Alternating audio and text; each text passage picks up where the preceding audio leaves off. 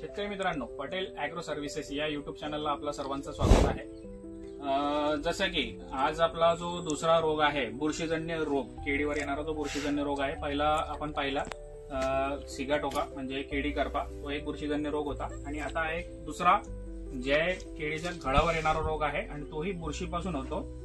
पायरिकुलारिया grasserie या नावाची जी बुरशी असते ती बुरशी केळीच्या फिंगरवर असे टिकल्या तयार करते, म्हणजे घडावर टिकल्या येणे हा रोगाचं नाव आहे टिकल्या, ज्याला पिटिंग सुद्धा आपण म्हणतो। तर तो पायरिकुलारिया ग्रेसी नावाची जी फंगस असते त्याच्यामुळे हा रोग आपल्या केळीच्या घडावर होतो।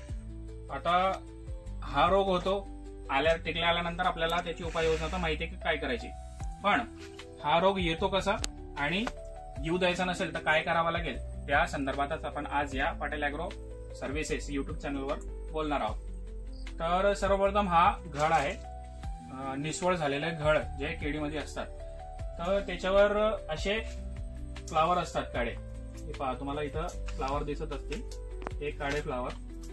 त्याच्यानंतर हे जे काळे पान असतात लटकलेले, किंवा हा जो पान असतो सुकलेला पान आणि तो गळामध्ये असतो, हे जे पानं असतात सुकलेले वाळलेले किंवा हे जे फुले, ज्या वेळेस पावसाळ्याचा सीझन सुरू होतो, टिकले आपल्याला केव्हा दिसायला मिळतात, पावसाळ्यामध्ये सगळ्यात जास्त दिसायला मिळतं की ज्या वेळेस एक दोन पाऊस पडलेले पडून जातात कंटिन्यू किंवा पाऊस पडत राहतो, तर अशा वेळेस टिकल्याचा प्रादुर्भाव आपल्याला जास्त दिसतो।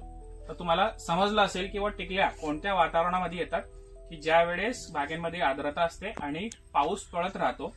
पाऊस पडल्यानंतर हे जे केळीचे जे फुलं असतात, फिंगरचे जे फ्लावर असतात, आणि वर अशी हा जो पान असतो लटकलेला किंवा आजूबाजूला जे पानं असतात आणि खाली पडलेला तुमचा जो पालापाचोळा असतो, त्याच्यावर पावसाचे थेंब जे पडतात, पाणी पडतं आणि तो सडायला लागतो किंवा या ठिकाणी अशी सड निर्माण होते। त्या सडमध्ये ती बुरशी ऍक्टिव्ह होते, म्हणजे त्याचा जो स्पोर्स आहे तो ऍक्टिव्ह होतो। ऍक्टिव्ह झाल्यानंतर मग तो पानाच्या कातडीवर जातो आणि आपली जी केळीच्या कातडीवर जातो आणि त्या ठिकाणी आतमध्ये शिरतो। शिरल्यानंतर तो त्याची ऍक्टिव्हिटी करतो। ऍक्टिव्हिटी केल्यानंतर आपल्याला असे ठिपके दिसतात, तांबेरी कलरचे असे ठिपके दिसतात। त्याला जर आपण व्यवस्थित असं हात लावून जर पाहिलं तर आपल्याला असं खोलपाट आवरण, असा बशी सारखा आवरण आपल्याला दिसेल। आणि हे जे ठिपके असतात ते 4 ते 6 mm पर्यंत असू शकतात आणि गोल राहणारे। त्रिकोणी वगैरे जर ठिपके असेल तर ते पिटिंग रोगाचे नाही, गोल 4 ते 6 mm साईजचे जे टिकले असतात, त्याला जर आपण स्पर्श करून पाहिलं तर आपल्याला असं खोलपाट आवरण म्हणजे बशी सारखा आवरण दिसला तर समजून जायचं की ते पिटिंग आहे। ते पिटिंग आल्यानंतर कंट्रोल तो होत नाही, एकदा तो जर झाडावर आपल्या घडावर आला तर तो कंट्रोल होत नाही, पण आपल्याला त्याची रोकथाम करणं गरजेची असते।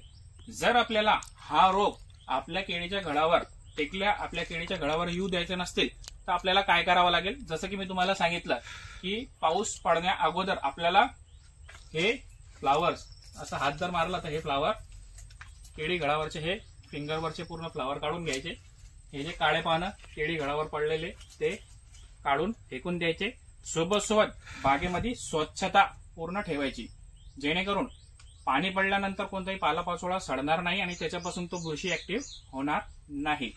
तर अशी उपाययोजना आपण त्याच्यासाठी करू शकतो। बागेमध्ये नेहमी हवा जर खेळती राहिली तर त्याच्यामुळे सुद्धा बरेचसे, जसं सिगाटोका होता तसा हा रोग आहे बुरशीजन्य, तर बरेचसे रोग हे फक्त बागेमध्ये स्वच्छता ठेवली तर त्याचा जो प्रादुर्भाव आहे तो खूप कमी होऊन जातो।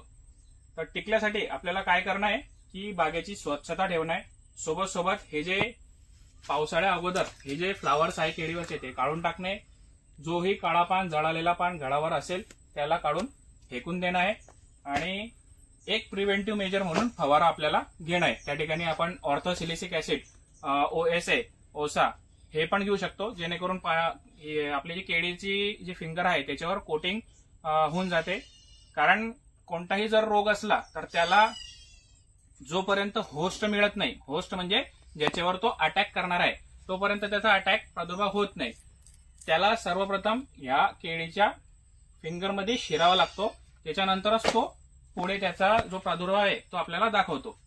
तर जर आपण याच्यावर ऑर्थोसिलिसिक ऍसिडची आणि त्याच्यासोबत एखादी बुरशीनाशकाची सुरुवातीला जर 30% निसवड झाल्यावर 60 ते 70% निसवड झाल्यावर आणि 100% निसवड झाल्यावर अशी 3 फवारणी जर घेतली तर 100% आपण पिटिंग पासून आपल्या पिकाला वाचू शकतो.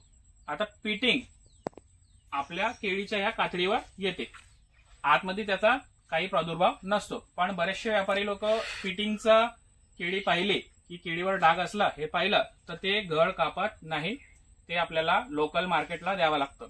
तर त्याचं मागचं कारण असं आहे की ज्याही घडावर पिटिंगचे डाग व्यापाऱ्याला दिसतात ती घड कापणी केल्यानंतर ज्यावेळेस आपण ट्रान्सपोर्टमध्ये टाकतो, लांबच्या पल्ल्याच्या मार्केटमध्ये जर त्यावेळेस पाठवतो तर त्यावेळेस ती केळं कापणी केल्यानंतर लगेच पिकतात. तर जेणेकरून कोणताही व्यापारी असे पिटिंग म्हणजे टिकल्यावाले घड कापत नाही, त्याला आपल्याला लोकल मार्केटमध्ये विकावा लागतो. तर त्याच्यामुळे आपला जे जो भाव आहे भावामध्ये पण 300, 400, 500 रुपयाचा फरक आपल्याला बघायला मिळतो की जे पिटिंगचे डाग आहे. तर ह्याच्यापासून आपण संरक्षण करणं खूप गरजेचं आहे, कारण ह्याच्यामुळे पण बरेचसे 40 ते 50% केळी ही कापणी योग्य राहत नाही, लोकल मार्केटलाच त्याला आपल्याला द्यावं लागतं. तर पिटिंग बद्दल किंवा टिकल्याबद्दल अजून काही तुम्हाला विचारायचं असेल तर कमेंट बॉक्समध्ये नक्कीच तुम्ही प्रश्न विचारू शकता, मी तुम्हाला नक्कीच त्याचा उत्तर देईन. धन्यवाद.